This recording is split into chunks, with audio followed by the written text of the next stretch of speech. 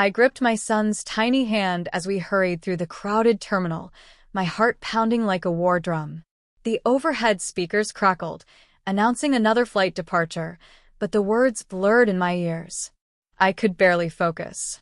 "Mommy, I'm hungry," my son, Jamie, whispered, his voice barely audible over the airport's relentless buzz. His little fingers tightened around mine. I glanced down at him, my heart clenching. He was only 5, too young to be caught in this kind of mess. But here we were, stranded, exhausted, and dangerously close to missing our only way out. The ticket in my free hand was crumpled from my grip. Flight 322 to Denver. The last affordable ticket I could find. If we missed this flight, we had nowhere to go. I tugged Jamie toward the gate, but my steps faltered as I saw the blinking, delayed sign. My stomach twisted. This couldn't be happening. A low voice cut through my panic. "You don't want to take that flight." I turned sharply. A man stood beside me, tall and effortlessly composed despite the chaos of the terminal. His deep-set eyes locked onto mine with unnerving intensity. He was beautiful, but not in the way celebrities were. There was something commanding about him, something unsettling in his gaze. I frowned, instinctively stepping back. "Excuse me?" His jaw tightened. "That flight, don't take it," I scoffed. "You don't even know me. Why would I?" Before I could finish, the overhead speakers blared, slicing through the terminal noise like a knife. "Attention passengers, Flight 322 to Denver has been canceled due to technical difficulties. Please see the airline desk for rebooking options." My grip on the ticket loosened, my breath catching in my throat. I turned back to the stranger, but he was already walking away, disappearing into the sea of travelers. Something about the way he had said it, like he knew. And that terrified me. I stood frozen, my mind racing. How had he known? Why did he warn me? "Mommy, our plane is gone?" Jamie asked, tugging at my sleeve. His blue eyes were wide with confusion, his face a perfect blend of innocence and exhaustion. I swallowed the rising panic. "It's okay, sweetheart. Mommy will figure it out." I led him toward the service desk, where a long line of disgruntled passengers stretched down the terminal. This was bad. If the flight was canceled, I had no money for another ticket. I barely had enough left to feed Jamie dinner. I squeezed my eyes shut, forcing myself to think. Maybe I could find a cheap motel for the night, figure something out in the morning. But before I could decide, a voice murmured behind me. "Still here." I turned sharply. It was him again. The man stood a few feet away, hands tucked into the pockets of a tailored coat, watching me with unnerving focus. I stiffened. "Why do you care?" He exhaled, glancing down at Jamie before returning his gaze to mine. "You need a flight." "I have a ticket." I blinked. "What?" He pulled out a boarding pass and held it up between 2 fingers. "A private jet. Leaving in an hour." I stared at him, my brain struggling to process his words. Why would you help me?" His lips twitched into something that wasn't quite a smile. "Because you'll regret it if you don't take this chance." My gut screamed at me not to trust him. A private jet? No one offers a stranger something like that without expecting something in return. I pulled Jamie closer, my mind racing. "Why would you offer this? What's in it for you?" His eyes darkened. "Let's just say, I prefer being owed favors rather than owing them." A favor. That didn't sit right with me. But then I looked at Jamie, tired, hungry, clinging to my coat with wide, fearful eyes. I had nothing. No money, no options, no way out. I could either stay stranded or take a chance. I exhaled. "Fine. But if this is a trick, I swear, it's not." His voice was calm. "Come with me." And just like that, I stepped into the unknown. The private jet sat on the tarmac like something out of a billionaire's fantasy. Jamie's eyes lit up, but I stayed on edge. Inside, everything was sleek leather and soft lighting. I hesitated at the doorway. "Relax," the man said. "You'll be safe." That was the problem. I didn't believe in safety anymore. "Who are you?" I asked, finally demanding the truth. For the first time, he hesitated. Then he sighed. Call me Adrian. Adrian what? He gave a half smile. That's not important. That was when I knew this man was hiding something. We were airborne for less than an hour when I realized something was wrong. Adrian had been watching me the whole time, like he was waiting for something. Then the cabin lights flickered. I sat up. What was that? Adrian tensed. A moment later, a voice crackled through the intercom. Sir, we have a problem.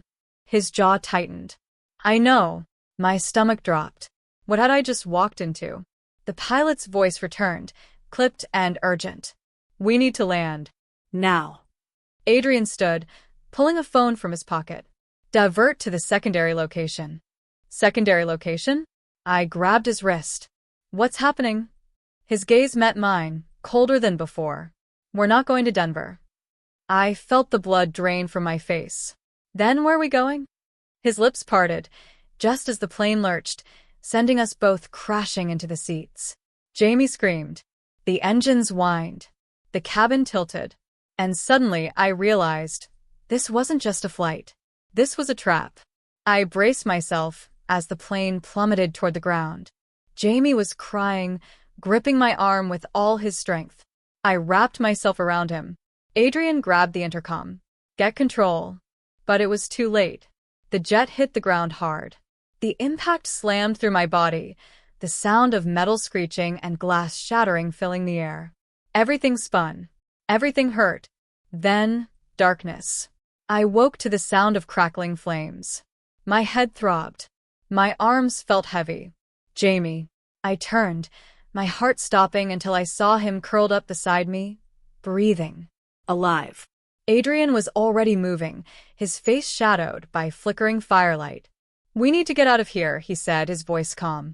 I pushed myself up, every muscle screaming in protest. Where are we? He exhaled. Somewhere we weren't supposed to be.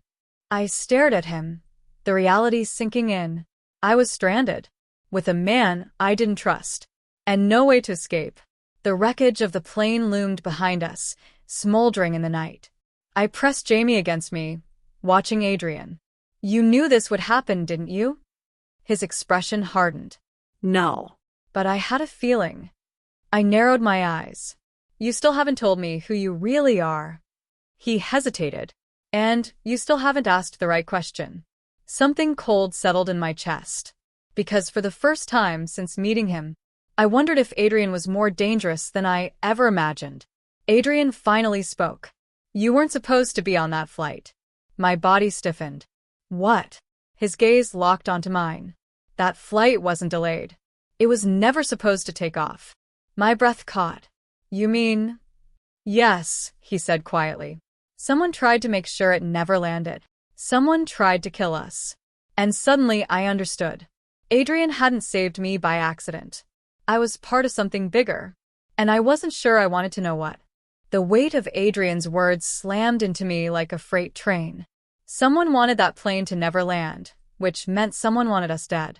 My body went cold. I pulled Jamie closer, my mind screaming for answers. Who? I demanded. Who did this? Adrian's gaze was unreadable. Not here. We need to move before they find us. They. My stomach nodded. This wasn't a random accident. We weren't just stranded. We were being hunted. The wreckage still burned behind us as Adrian led us away. The landscape was unfamiliar. Thick trees, eerie silence, no signs of civilization. Jamie clung to me, his tiny voice trembling. Mommy, I'm scared. I forced a smile, running my fingers through his hair. I know, baby, but I won't let anything happen to you. Adrian glanced at me. We keep moving. No stopping. And if I refuse? His eyes darkened. Then you die here. Hours passed, the night growing colder. I was exhausted, my body aching from the crash, but fear kept me moving. Adrian's pace never slowed, his body moving like someone used to running. Who are you really? I asked. He exhaled, glancing at Jamie before answering. The kind of man you don't want to know. That didn't reassure me. And when we reached a clearing, he suddenly froze. Stop, he whispered. I followed his gaze, and my blood ran cold. Footprints. Fresh. Leading straight to us. We weren't alone. Before I could react, gunfire tore through the trees. Run. Adrian shoved me forward, pulling a gun from his coat. I barely had time to think before I grabbed Jamie and sprinted. Adrenaline burned through my veins, my lungs screaming. The sound of bullets ripped through the night, cracking branches, kicking up dirt. They were trying to kill us. I tripped, falling to my knees. A hand yanked me up. Adrian's face was stone. Keep moving. I didn't question him, because for the first time I realized Adrian wasn't just running. He was fighting back. By the time we reached a small abandoned cabin, I was shaking. My breath came in ragged gasps, my body on the verge of collapse. Adrian locked the door behind us, his eyes scanning the shadows. I turned on him, voice raw. Tell me the truth. Now. He stared at me for a long moment. Then he pulled something from his coat. A badge. My heart stopped. You're FBI? His jaw clenched. I was. My mind spun. And now? His expression darkened. Now, I'm the only chance you have of surviving this. Adrian paced, his movements tight with frustration. I was undercover, he admitted. That flight was never meant to leave the ground because it had a target on board. A chill ripped down my spine. Who? He turned to me, his gaze unreadable. You. The world tilted. I staggered back, shaking my head. No. That doesn't make sense. It's as if someone wants you gone. My breath came in sharp, broken gasps. But why? Adrian exhaled. That's what we need to find out. And judging by the gunfire still echoing in the distance, we didn't have much time. I sat, gripping Jamie's small hand as my mind raced. I wasn't special. I was a single mom struggling to survive. Who would want me dead? Adrian leaned against the wall, arms crossed. Tell me everything. Any enemies? Anyone with a reason to want you gone? I shook my head. No. I work 2 jobs. I barely have time to breathe. Then a memory hit me. I froze. There was someone I hadn't thought about in years. And if they were behind this, we were in more danger than I ever imagined. Adrian saw the fear on my face. Who is it? I swallowed hard. My ex. His eyes sharpened. The father of your kid? I shook my head. No. Jamie's real father died before he was born. Adrian exhaled. Then who? My voice was barely a whisper. A man I testified against 5 years ago. Silence. Adrian's jaw tightened. What did he do? I looked away. He ran a trafficking ring. Adrian's expression turned to stone. And suddenly I knew this wasn't just about me. It was about what I knew. And they'd never stop hunting us. The gunfire had stopped, but I knew it wouldn't last. Adrian grabbed his gun, checking the ammo. We can't stay here. My hands shook. What do we do? He looked at Jamie, his gaze softening. We survive. Then he pulled out his phone and called someone I never expected. The voice on the other end was sharp. Agent Steele. I told you to stay out of this. Adrian's grip tightened. I don't have a choice. She's the target. A pause. Then, bring her in. But if you get caught, you're on your own. The call ended. Adrian turned to me. We're going back to the city. I stared at him, stunned. You mean, back where they can find us? His expression was grim. Yes. Because sometimes the only way to stop running was to face the enemy head-on. The decision felt like a death sentence. Going back meant walking straight into the enemy's grasp, but what choice did I have? We were running out of places to hide. I pulled Jamie into my arms, heart hammering. How do we know this isn't a trap? Adrian's jaw flexed. We don't. But waiting here guarantees one thing. I swallowed hard. What? His voice was deadly calm. That they find you first. A shiver ran down my spine. And so, despite everything in me screaming don't trust him, I grabbed Jamie's hand and followed Adrian back to the city. We arrived under cover of darkness, slipping into the city's shadows. I felt exposed, vulnerable, a target waiting to be hit. Adrian led us through a maze of alleys, his every move calculated. He knew these streets. But so did the people hunting us. We were halfway to the safe house when a black SUV screeched around the corner. Adrian grabbed my arm, shoving me behind a dumpster. "Stay quiet." His voice was razor-sharp. The doors of the SUV swung open. Heavy boots hit the pavement. Jamie whimpered, burying his face in my chest. I held my breath. Then, a voice, low and cold. "Find her." Now. My heart slammed against my ribs as footsteps scattered in different directions. They were looking for me. I clutched Jamie tighter, my hands trembling. Adrian's gaze met mine, his eyes warning me to stay still. Minutes passed, each one an eternity, until the SUV doors slammed shut again. "She's not here," a voice snapped. "Keep searching." Then, silence. I let out a breath I hadn't realized I was holding. Adrian pulled me up. "We need to move. Fast." I didn't hesitate, because next time we might not be so lucky. The building looked abandoned, peeling paint, boarded windows. Adrian unlocked the door, leading us inside. The air was damp, the silence suffocating. "Stay here," Adrian ordered, stepping toward the window. "I need to check." Then a gunshot. The window shattered. Adrian lunged for me, pulling me and Jamie to the floor. More bullets ripped through the walls. My body went cold. They found us. Adrian grabbed his gun, his face set like stone. "We're not running anymore," he said. Then he stepped out, ready to fight. Gunfire erupted. I shielded Jamie, my breath coming in shallow gasps. Adrian was outnumbered. 4 men. Armed. Ruthless. But he was faster. The first man fell with a single shot.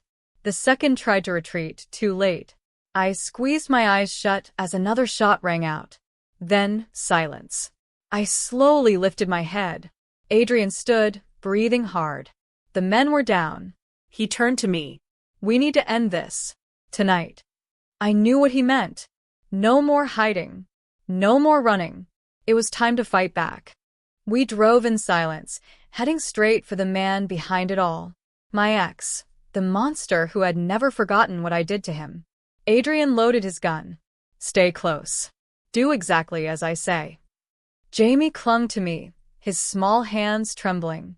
I swallowed my fear. This was it. Adrian parked in front of a towering estate. Guards stood outside. Adrian looked at me. "Ready?" I wasn't. But I nodded anyway.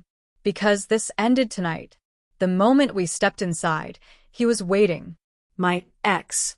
His lips curled into a smirk. "I knew you'd come back." His gaze dripped with cruelty. "But I have to say, bringing a dead man along?"